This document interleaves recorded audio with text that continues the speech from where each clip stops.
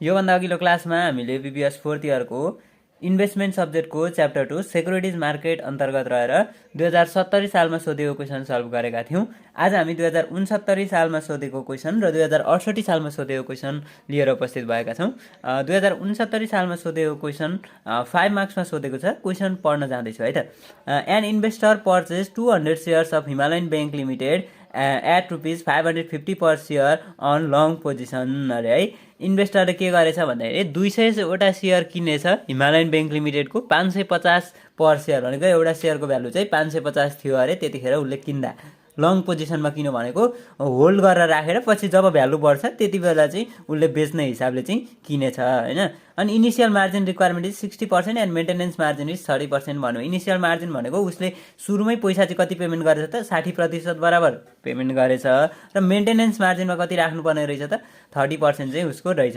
अनि calculate the actual collateral and minimum collateral requirement and make the decision either the investor will receive a margin call or not if the price decrease to ₹250 भन्यो।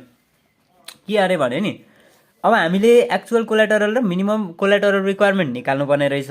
अनि make the decision either the investor will receive a margin call or not if the price decrease to ₹250। यदि price चाहिँ घटेर 250 हुँदाखेरि इन्भेस्टरले receive गर्छ कि गर्दैन, margin call कि रिसिभ गर्छ कि गर्दैन भन्ने कुरा चाहिँ हामीले डिसिजन दिनुपर्ने रहेछ है। यो एकदम सजिलो छ। अब पहिला के गर्छौँ त हामी एक्चुअल कोलाटरल र मिनिमम कोलाटरल रिक्वायरमेन्ट निकाल्छौँ। अनि प्राइस डिक्रिज 250 रुपियाँ हुँदाखेरि चाहिँ इन्भेस्टरले मार्जिन कल रिसिभ गर्छ कि गर्दैन भनेर हामी देखाइदिन्छौँ अथवा डिसिजन लेख्छौँ है। अब यो चाहिँ कसरी हामी डिसिजन गर्छौँ भने नि, अरू बेला हामी के गर्थ्यौँ भन्दाखेरि अरू बेला ट्रिगर प्राइस निकालेर गर्थ्यौँ। अब हामीले यहाँ निकाल्दैछौँ के एक्चुअल कोलाटरल र मिनिमम कोलाटरल रिक्वायरमेन्ट। यो दुईवटा निकालिसकेपछि त्यही एक्चुअल कोलाटरल र मिनिमम कोलाटरल रिक्वायरमेन्टलाई कम्पेयर गर्छौँ। कम्पेयर गर्दाखेरि अनि हामी के गर्छौँ त बढेको छ कि मतलब कि हामीले के भन्यो भने मार्जिन कल प्राप्त हुन्छ कि हुँदैन भन्ने डिसिजन दिन सक्छौँ। अब सोलुसन हेरौँ है। ल नम्बर अफ सेयर एन भनेको 200 सेयर छ। P0 भनेको उसले किनेको purchase price 550, initial margin 60%, maintenance margin 30%। निकाल्नुपर्ने actual collateral minimum collateral requirement. अब P1 इक्वल टु चाहिँ 250। त्यो प्राइस डिक्लाइन भइसकेको प्राइसलाई चाहिँ P1 भन्छ हामीले। त्यो चाहिँ पछि बेच्ने दाम भन्न खोजेको है। डिक्लाइन हुँदैको चाहिँ कति छ त 250 छ। अब हामीले एक्चुअल कोलाटरल निकाल्नुपर्छ। एक्चुअल कोलाटरलको फर्मुला भनेको N इन्टु P1 हुन्छ है। एक्चुअल कोलाटरलको फर्मुला के हुन्छ अरे जहिले पनि N इन्टु P1 हुन्छ। अब P1 कति छ त हाम्रो 250 छ, घटेको दाम छ भनेपछि हामीले धितो त्यति राख्नुपर्छ भन्ने कुरा हो क्या। भनेको 200 इन्टु 250 हाम्रो धितो कति बराबरको रहेछ अहिले 50,000 बराबरको रहेछ है। 200 इन्टु 250 भनेको चाहिँ हाम्रो अहिले धितो कति रहेछ एक्चुअल हामीले राखेको धितो भन्दाखेरि 50,000 बराबरको धितो राखेका रहेछौँ। अब minimum collateral requirement, minimum collateral MC equal to चाहिँ depth divide by 1 minus MM। Depth भनेको N into P0 times 1 minus IM। सुरुमा हामीले किन्दाखेरि कति गरेको छ त 200वटा सेयर किनेको 550 का दरले 200 इन्टु 550 अनि टाइम्स 1 माइनस IM चाहिँ किन भने यति त हामीले पैसा तिर्यौँ। अब डेप्थ चाहिँ कति त भन्दाखेरि 60% पैसा तिर्यौँ भने 40% हो डेप्थ। 1 माइनस IM भनेको 0.4, 40% गर्दाखेरि 44,000 हुँदो रहेछ। 200 इन्टु 550 भनेको कति भयो त 1,10,000 भयो हो। 1,10,000 को चाहिँ अनि 40% गर्नु पर्यो 44,000 भयो। 44,000 भागा 1 माइनस मेन्टेनेन्स मार्जिन हामीले कति चाहिँ मेन्टेन गर्नुपर्छ भन्ने कुरा चाहिँ यहाँ घटाइदिन्छौँ। 100%मा त्यो मेन्टेनेन्स मार्जिनको पर्सेन्ट घटाउँछौँ जति आउँछ अनि त्यो क्यालकुलेसन गर्दाखेरि हाम्रो 62,897.143 चाहिँ हाम्रो मिनिमम कोलाटरल रिक्वायरमेन्ट रहेछ क्या। भनेको हामीले त्यति चाहिँ धितो राख्नै पर्थ्यो, मिनिमम राख्नु पर्थ्यो। तर कति मात्रै राखेका छौँ त 50,000 मात्रै राखेका छौँ। अब त्यो इन्भेस्टरले चाहिँ मार्जिन कल रिसिभ गर्छ कि गर्दैन भन्ने कुरा छ। Since the minimum collateral is higher than the actual collateral, जति हुनुपर्ने त्यो चाहिँ बढी छ। के भन्दाखेरि उसले उसले वास्तविक रूपमा राखेको धितो चाहिँ 50,000 बराबरको, तर चाहिने चाहिँ कति थियो त 62,897.143। त्यस कारणले गर्दा मिनिमम कोलाटरल ठुलो भयो एक्चुअल कोलाटरल भन्दा। त्यस कारणले गर्दाखेरि so there will be margin call, त्यहाँ चाहिँ मार्जिन कल प्राप्त हुन्छ अथवा मार्जिन कल हुन्छ भनेर हामीले डिसिजन लेख्छौँ। अब हामी अर्को क्वेसन हेर्छौँ। 2068 सालमा सोधेको क्वेसन के रहेछ हेरौँ है। A stock sells for ₹100 per share, यो स्टक चाहिँ 100 रुपियाँको दरले बेचिन्छ अरे है। त्यसको मतलब मार्केट भ्यालु, मार्केट प्राइस चाहिँ कति रहेछ? 100 रहेछ। अब यति मात्रैले हाम्रो कुरा गर्दैन भनेको छ, सबै क्वेसन पढौँ। यु पर्चेज, अब यो हाम्रो सेल्स गरेको छ, यतिमा बेचिँदो रहेछ भनेपछि त्यो हाम्रो सेल्स सर्ट पोजिसन रहेछ भन्ने कुरा चाहिँ त्यहीँबाट डिटर्माइन हुँदैन, सबै पढ्ने क्वेसन पढ्दाखेरि तपाईँले चाहिँ अब फेरि पर्चेज गर्नुभयो अरे 100 सेयर, त्यही 100 रुपिज पर्ने सेयर चाहिँ 100वटा सेयर तपाईँले किन्नुभयो। After a year price rises to ₹175 अरे। अब 1 वर्ष पछाडि त्यो स्टकको प्राइस कति भएछ त? 175 भएछ। 100 रुपियाँमा किन्नुभएको, 75 रुपियाँ चाहिँ बढेर 175 भएछ। अब ए नम्बरमा भन्छ what will be the percentage return on your investment if you but the stock on margin and margin requirement was. यदि तपाईँले चाहिँ मार्जिनमा किन्नुभयो त्यो स्टक, तपाईँको रेट अफ रिटर्न अथवा रिटर्न अन इन्भेस्टमेन्ट कति हुन्छ? यदि इनिसियल मार्जिन 25% हो एउटा अरे, अर्को चाहिँ 50% अरे, अर्को 75% हुँदा भनेर सोध्दैछ। अनि ignore commission, dividend and interest expenses. केलाई इग्नोर गर्नुपर्ने रहेछ त? कमिसन एक्सपेन्सेस, अनि डिभिडेन्ड एक्सपेन्सेस र इन्ट्रेस्ट एक्सपेन्सेसलाई चाहिँ हामीले के गर्नु पर्यो?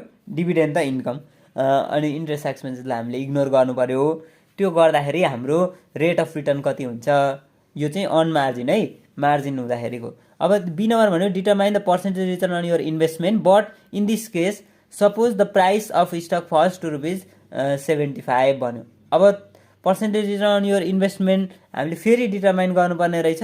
तर यो केसमा चाहिँ के हुन्छ अरे त भन्दाखेरि प्राइस अफ स्टक चाहिँ 75 हुन्छ अरे। अघि 175 थियो, अब 75मा झर्छ भने तपाईँको पर्सेन्टेज रिटर्न अन योर इन्भेस्टमेन्टको पर्सेन्टेज रिटर्न कति हुन्छ भन्यो। अनि सी नम्बरमा what generalisation can be inferred to your answer requirement A and B. के चाहिँ हामीले उयो गर्न सक्छौँ त? डिसिजनको रूपमा लिन सक्छौँ, के चाहिँ यहाँबाट हामीले सारांशको रूपमा प्राप्त गर्न सक्छौँ? एन्सर ए र बी। ए र बीमा चाहिँ के रिक्वायरमेन्ट चाहिँ हामीले सामान्यकरण गर्न सक्छौँ भनेर भन्दैछ है। अहिले त हामी डिसिजन लेख्ने हो यो पार्ट।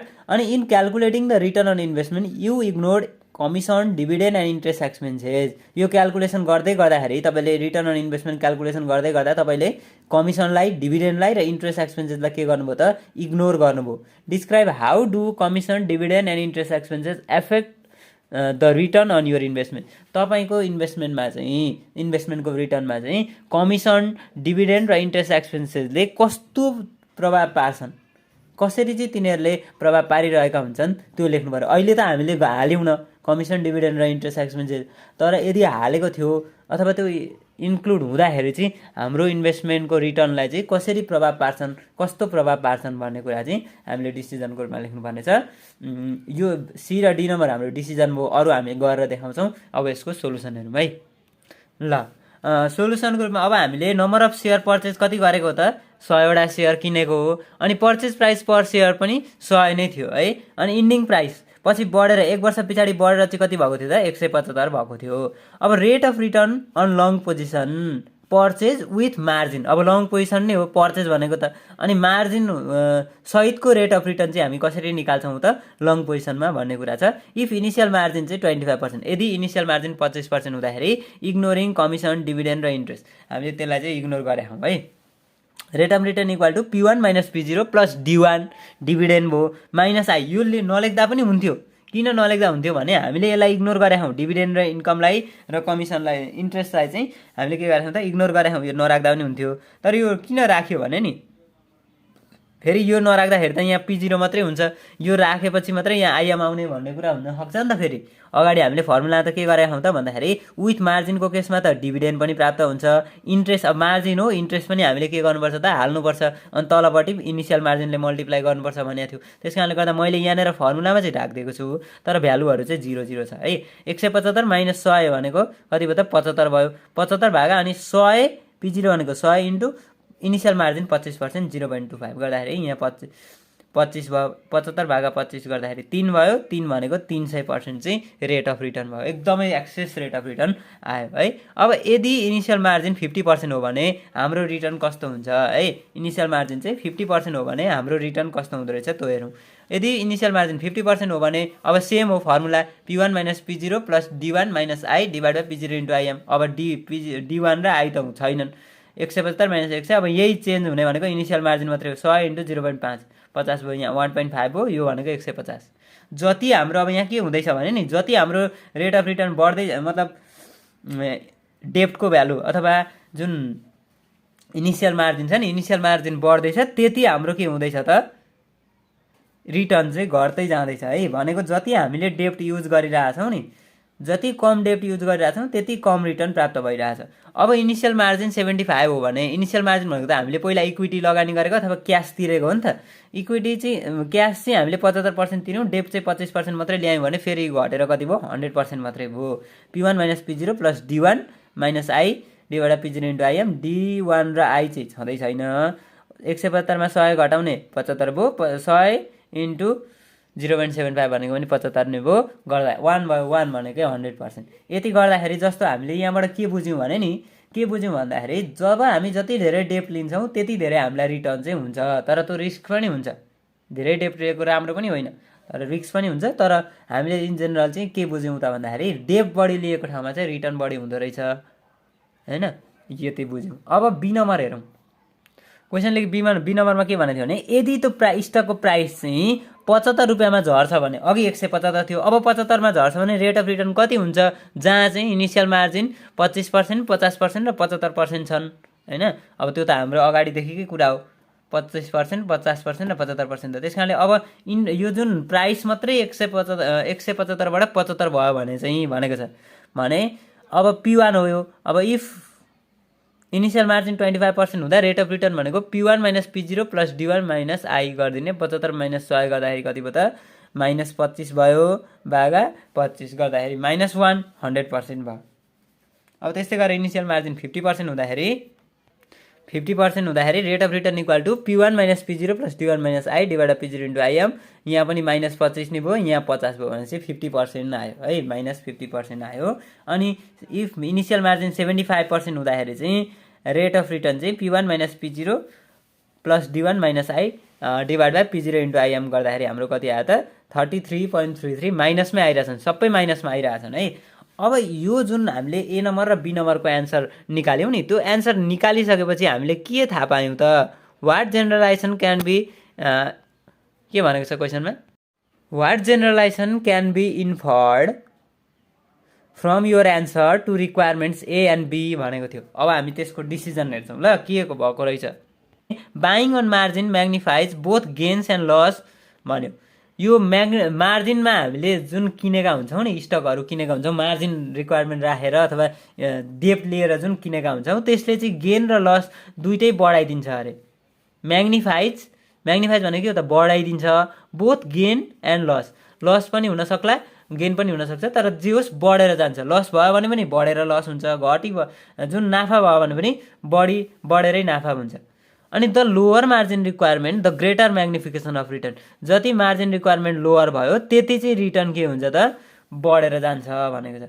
जति मार्जिन रिक्वायरमेन्ट कम भयो भनेको जति इनिसियल मार्जिन कम भयो हामीले जति धेरै डेप्ट लियौँ त्यति चाहिँ हाम्रो रिटर्न बढेर जान्छ, त्यो पोजिटिभ होस् अथवा नेगेटिभ होस् है।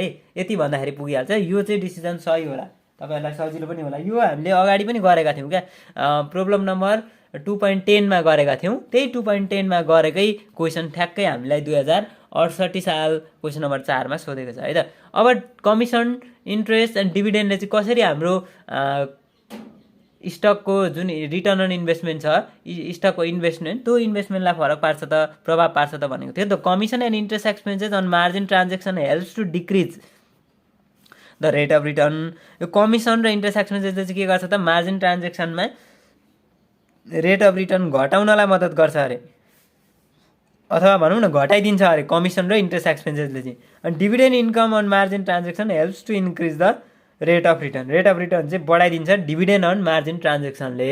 मार्जिन ट्रान्जेक्सनमा जुन डिभिडेन्ड छ डिभिडेन्ड इन्कम भयो भने चाहिँ त्यसले हाम्रो रेट अफ रिटर्न बढाइदिन्छ, तर जुन इन्ट्रेस्ट एक्सपेन्सेस र कमिसनले चाहिँ हाम्रो रेट अफ रिटर्न के गर्छ त घटाइदिन्छ भनेर हामीले यो सक्छौँ। हामीले यो भिडियोमा चाहिँ 2069 सालमा सोधिएको 5 मार्क्सको एउटा क्वेसन र 2068 सालमा सोधेको 10 मार्क्सको एउटा क्वेसन गरेर दुईवटा क्वेसन सल्भ गऱ्यौँ। तपाईँलाई भिडियो कस्तो लाग्यो, भिडियो मन पऱ्यो भने भिडियो लाइक गरिदिनु होला, च्यानल सब्सक्राइब गरिदिनु होला र नजिक रहेको बेल आइकन क्लिक गर्न नभुल्नु होला। हस्, थ्याङ्क यू।